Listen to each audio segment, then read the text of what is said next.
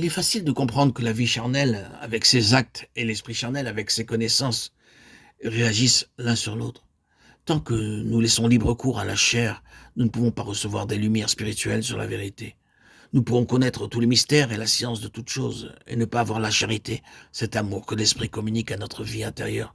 Tout cela n'est que science qui enfle et qui ne sert de rien. La vie charnelle fait de la connaissance une science charnelle qui confirme la religion de la chair, celle de la confiance en soi-même et en ses propres efforts. La vérité reçue de cette manière-là n'a aucune force pour renouveler et affranchir. Il n'est pas étonnant que tant de connaissances bibliques, tant d'enseignements bibliques produisent si peu de fruits spirituels quant à la sainteté de la vie. Plus à Dieu que ces mots retentissent dans son Église tout entière, puisqu'il y a parmi vous de l'envie, des dissensions et des partis, n'êtes-vous pas charnels?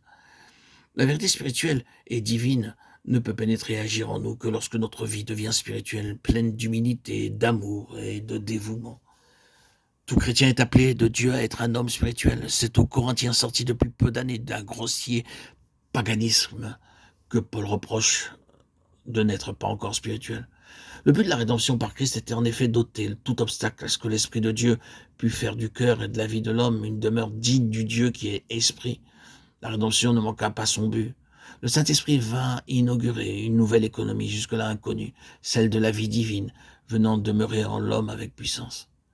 La promesse est l'amour du Père, la puissance et la gloire du Fils, la présence de l'Esprit Saint sur la terre nous sont garants de la possibilité de ce changement. Ainsi que l'homme naturel peut devenir un homme régénéré, l'homme régénéré, mais encore charnel, peut devenir un homme spirituel. Pourquoi donc n'en est-il pas toujours ainsi? Cette question nous ramène au grand et impénétrable mystère de la liberté de l'homme, à la faculté que Dieu lui a laissé d'accepter ou de refuser ses offres, de saisir ou de rejeter la grâce qu'il lui accorde.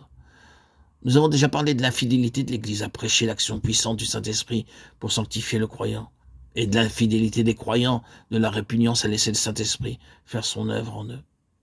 Cherchons une fois de plus à recueillir dans l'Écriture les moyens qu'elle nous indique pour faire de nous des croyants spirituels. C'est le Saint-Esprit qui fait de l'homme un être spirituel. Lui seul le peut, et il le fait très certainement chaque fois qu'on se livre entièrement à lui. Être entièrement pénétré et sanctifié par le Saint-Esprit, placé sous son contrôle, l'esprit d'abord, puis l'âme avec sa volonté, ses sentiments et ses facultés intellectuelles, et lui soumettre le corps aussi. Voilà ce qui rend l'homme spirituel et ce qui prouve qu'il l'est.